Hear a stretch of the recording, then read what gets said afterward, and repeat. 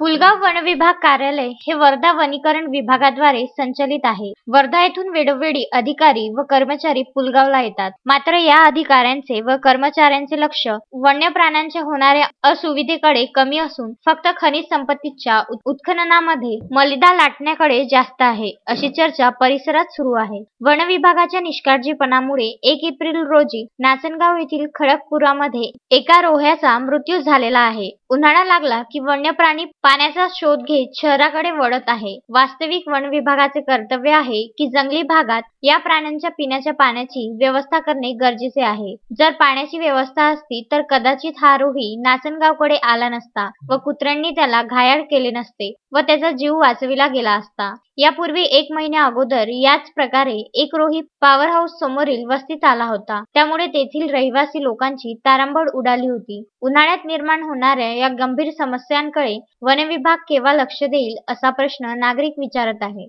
Ashwin Shah, Vidarbha news, Pulgaon.